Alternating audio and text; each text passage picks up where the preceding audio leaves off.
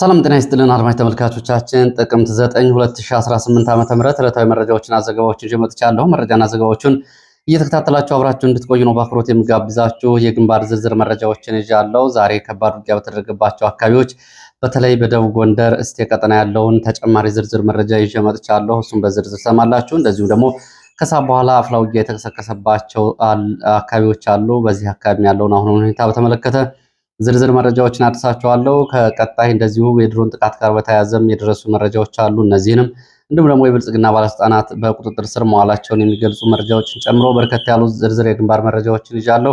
እናንተ የሚጠበቅባችሁ እስከ መጨረሻው አብራችሁ መቆየት ብቻ ነው።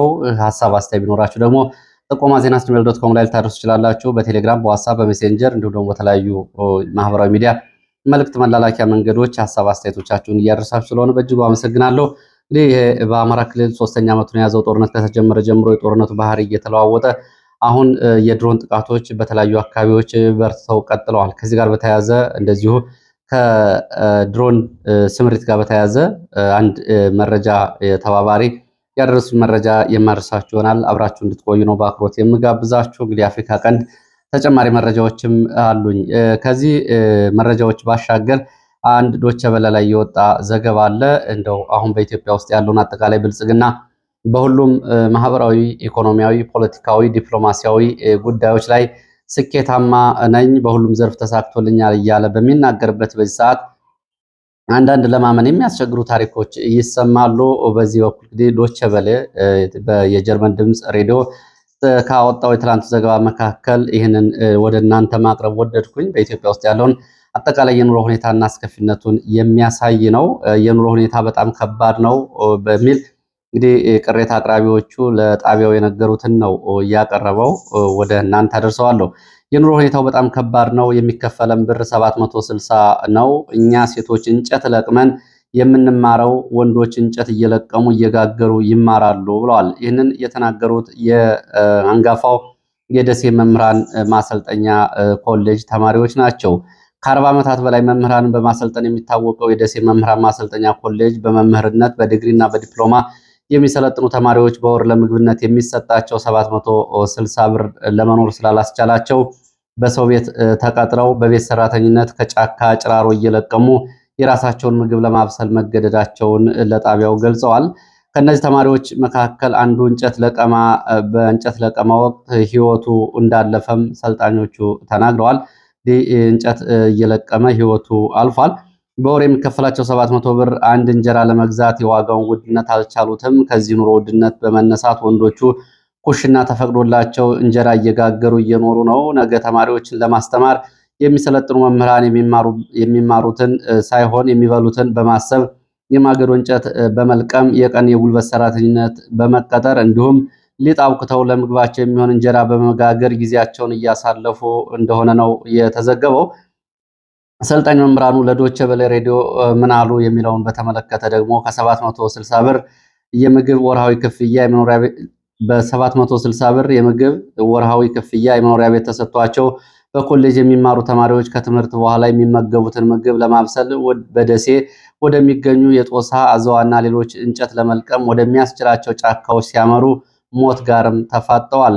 ለመማር በጣም አስቸጋሪ ስለሆነ በጦሳ ተራራ እንደዚሁ በአዘዋ ተራራ ካለቀምን በስተቀር እንጨት አይገኝም ሲሉም ተናግረዋል። በዚህ አንድ ሳሙኤል የተባለ የእንግሊዝኛ ክፍል የዲግሪ ተማሪ በጦሳ ተራራ እንጨት ሊለቅም ሂዶ ህዳር 28 ቀን ህይወቱ አልፏል ተብሏል። ችግሩ በተለይ በሴቶች ላይ የጎላ ነው የምትለው ሰልጣኝ ተማሪ የግማሽ ቀን የቤት ሰራተኝነት በሌሎች ስራዎች ራሳችን እየደጎምን ነው ትምህርት የምንማረው ብላለች። ኑሮ በጣም ከባድ ነው። የሚከፈለን ብር 760 ነው። ባለን አቅም እየሰራንም ነው የምንማረው። በትምህርታችን ላይ ከትምህርታችን ውጭ ውለን ስንገባ እየደከመ ማጥናት እንቸገራለን። እንጨት ለቅመን ነው የምንማረው። ወንዶችም እንጨት እየለቀሙ እየጋገሩ ይማራሉ ስትል ተናግራለች። አሁንማ ስራም ጠፍቷል። አሁን የቀን ስራ ሰርተን ለመኖር የማንችልበት ጊዜ ላይ እንገኛለን የሚለው ተማሪ ወቅታዊ ሁኔታው ተጨማሪ ስራ ሰርተን ለመማር አላስቻለንም ብሏል። ሴቶች የግማሽ ቀን ስራ ካገኙ ይሰራሉ፣ ወንዶች ቅዳሜና እሁድ ይሰራሉ። ዘንድሮ ግን የለም፣ መስራት አትችሉም።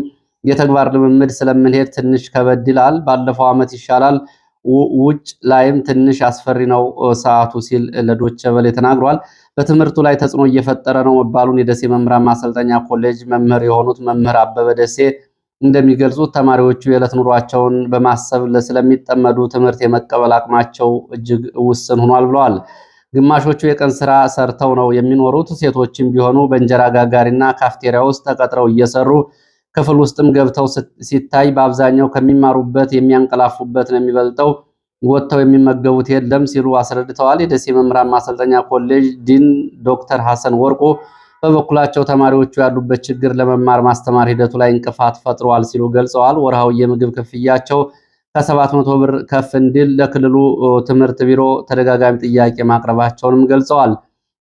በአብዛኛው ከመማር ማስተማሩ ይልቅ ስለሚበሉት የሚጠጡት ወይም ደግሞ ስለሚጠጡት ነው የሚያስቡት። በትምህርት ላይ ተጽዕኖ አለው። ይህንን ታሳቢ አድርገን ክልል ላይም ጥያቄ እያቀረብን ነው ሲሉ ለዶቼ ቬለ ተናግረዋል። እንግዲህ በምን ያክል አስከፊ ሁኔታ ነገ በተማሪዎች ፊት የሚቆሙ መምህራን ናቸው በዚህ ሁኔታ ውስጥ ያሉት። አሁን ህይወታቸው እያለፈ ነው። እንጨት ለመልቀም ወደ ጫካ በሄዱበት ጊዜ እንግዲህ ከዚህ በላይ ኢትዮጵያ ውስጥ አሁን ያለውን አጠቃላይ ሁኔታ የሚገልጽ ነገር ከየት ይገኛል?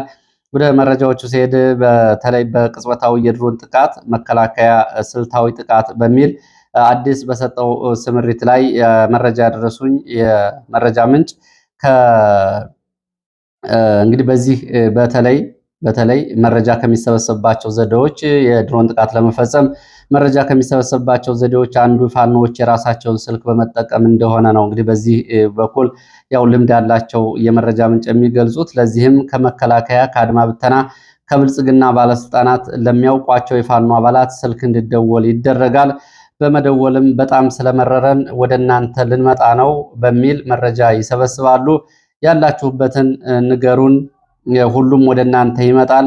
የፋኖ መሪዎችን አገናኙና ከነሱ ጋር እንነጋገር፣ እንመጣለን በሚል ነው በአብዛኛው መረጃ እየተሰበሰበ ያለው ይላል። በዚህ በኩል እንግዲህ መረጃው ያለው የመረጃ ምንጭ በዚህ መንገድ በተገኘ መረጃ የደረሰ የድሮን ጥቃትንም በተመለከተ በተለያዩ አካባቢዎች ይሄ መነሻ በመደረጉ የተፈጸሙ የድሮን ጥቃቶችንም እንደዚሁ አብሮ አንስቷል። በቅርቡም የተጠናከረ የድሮን ጥቃቶች እንደሚፈጸሙና ከቦምብ ጣይ ከሚሳይል ተሸካሚ ድሮኖች ባሻገር በተመረጡ ኢላማዎች ላይ አጥፍቶ ጠፊ ድሮኖችም ለመፈጸም መረጃዎች የማሰባሰብ ስራ እየተሰራ መሆኑን በአማራ ክልል ካለው ጦርነት ጋር ይህን መረጃ ይፋ አድርገዋል። በምድር ጦር የመዋጋት አቅም ላይ ጥገኛ ሆኖ ሰራዊቱን ለከባድ ጉዳት የዳረገው ጦርነት በቀጣይ ሙሉ በሙሉ በአየር ኃይል መደገፍ አለበት የሚል ስምሪት ተሰጥቷል ተብሏል።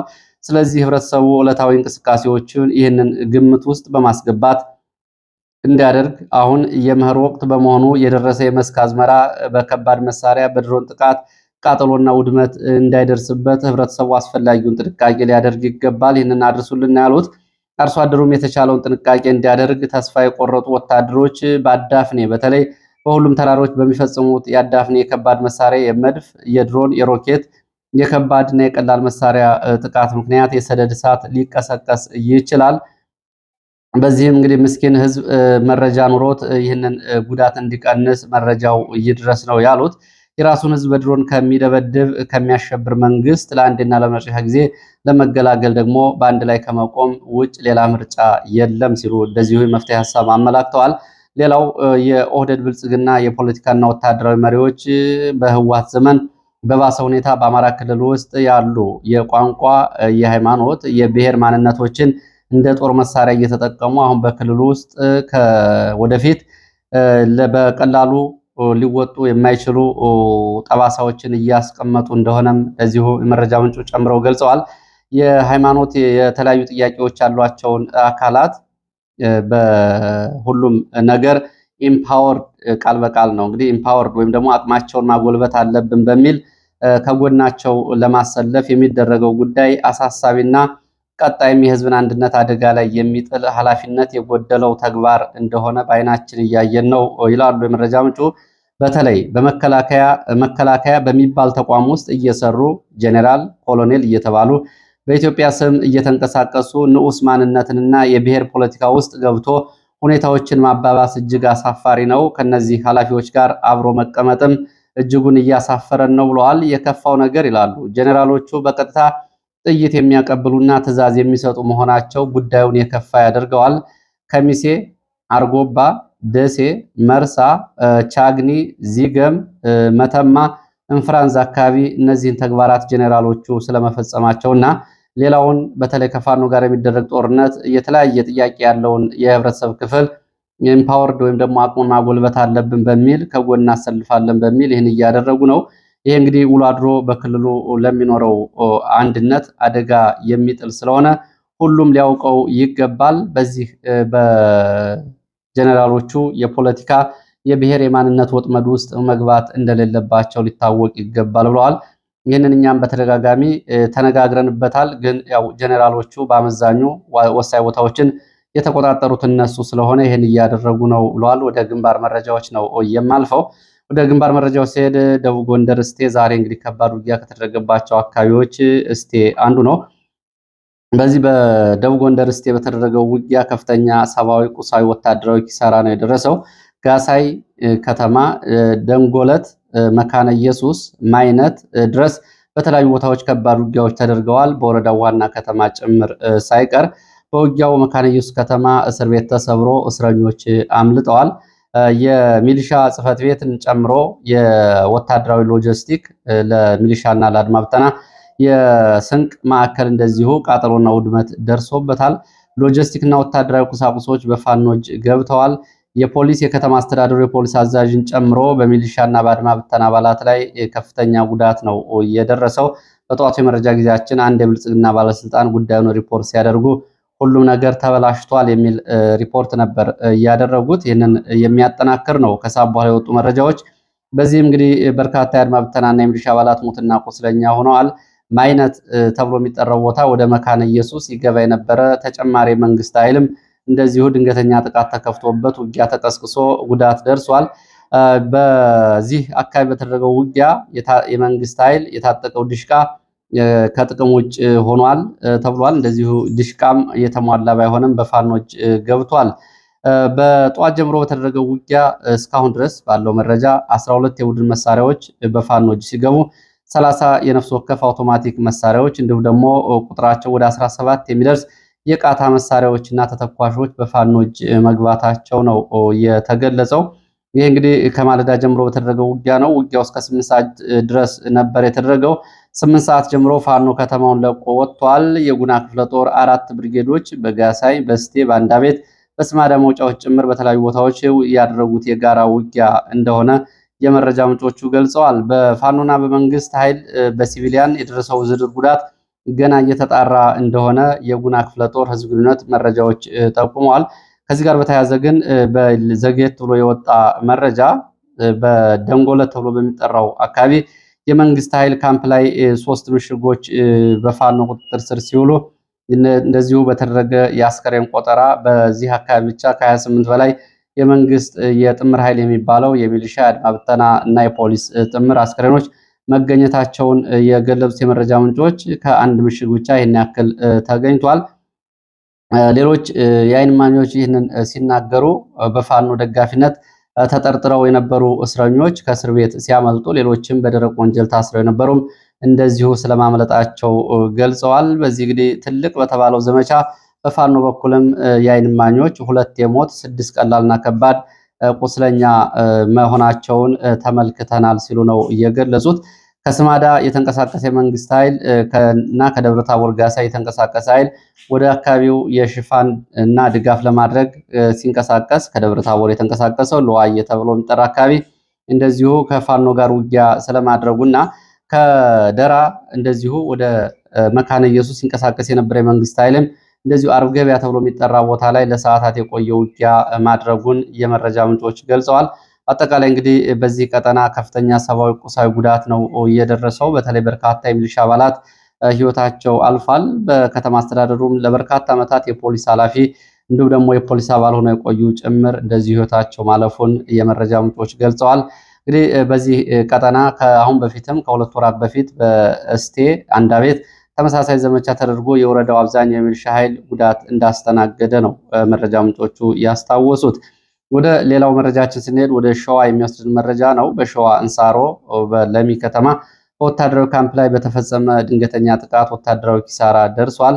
ከሌሊቱ 7 ሰዓት ከ20 ጀምሮ በወታደራዊ ካምፕ እና ካምፕ ጥበቃ ላይ በነበሩ የአየር ወለድ 103ኛ ክፍለ ጦር ሻለቃ አባላት ካምፕ ላይ በተፈጸመው ጥቃትና በአባላቱ ላይ በተፈጸመው ጥቃት ጉዳት ደርሷል።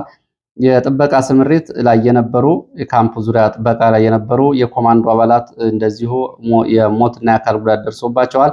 ይህንን ተከትሎ የአየር ወለድ ኮማንዶ አባላት ለአንድ ሰዓት ተከታታይ ተኩስ እያሰሙ ነበረ። በተኩሱ የደረሰው ጉዳት ግን በዝርዝር አልታወቀም። ወደ መተማ ቀጠና የሚወስደን መረጃ ላስከትል። መተማ እንግዲህ ተደጋጋሚ መረጃዎችን እያቀረብኩላችሁ ነው። ከዚህ ጋር በተያያዘ በዝርፊያና በእገታ የተሰማሩ ከ30 በላይ ታጣቂዎች በፋኖ በቁጥጥር ስር ውያለሁ ማለቱንም እንደዚሁ መረጃ ምንጮች ገልጸዋል። ባለፉት 7 ቀናት በተለያዩ አካባቢዎች በታጥቀው ዝርፊያ ይፈጽሙ የነበሩ እንደዚሁ ከመንግስት ጸጥታ ጋር በትብብር የሚሰሩ ናቸው በቁጥጥር ስር የዋሉት ተብሏል። በሌላ መረጃ በደሴ ቀጠና ነው ወደ ደቡብ ወሎ በፍተሻ የብልጽግና ባለስልጣናት መያዛቸውን የሚገልጽ መረጃ ነው።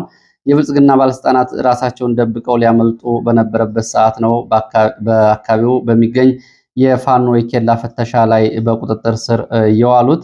እነዚህ የብልጽግና ባለስልጣናት ራሳቸውን ደብቀው ሌላ ጊዜያዊ መታወቂያ በሌላ ሰው ስም አሰርተው ሊያመልጡ እንደነበር ነው መረጃው የገለጸው። እንደ መረብ ሚዲያ ዘገባ ብልጽግና ባለስልጣናቱ አርሶ አደር የሚል መታወቂያ ይዘው ለሕክምና የሚሄዱ እንደሆነ አድርገው ድጋፍ ደብዳቤ አሰርተው ነበር ከአካባቢው ሊሄዱ የነበረው። ይህንን እንግዲህ ግምት ውስጥ ማስገባት ፍተሻ ያደረጉ የፋኖ አባላት የአካባቢ የብልጽግና ባለስልጣናትን በቁጥጥር ስር አውለዋል። አጠቃላይ መሬት ላይ ያለው ሁኔታ በአማራ ክልል ይህንን ነው የሚያሳየው። የብልጽግና ባለስልጣናት ከቦታ ቦታ መዘዋወር አይችሉም። ህዝብ ማስተዳደር አይችሉም። በአንደኛው በተቀባይነት ችግር ነው፣ ያው የሚቀበላቸው ባለመኖሩ። ሁለተኛው ደግሞ በፋኖ የጸጥታና የሞት ስጋት ምክንያት በእያንዳንዱ አካባቢ ራሳቸውን ችለው ተቀምጠው ማስተዳደር አይችሉም። በየቀኑ እነሱን እንዲጠብቅ አድማ ብተናና ሚሊሻ ይመደባል። ሚሊሻ እነሱን እንዲከላከል፣ መከላከያ እነሱን እንዲያጅብ እየተደረገ ነው ያለው። መከላከያ ካምፖችን ለቆ ሲወጣ እነዚህ የብልጽግና ባለስልጣናት አብረው ለቀው ይወጣሉ።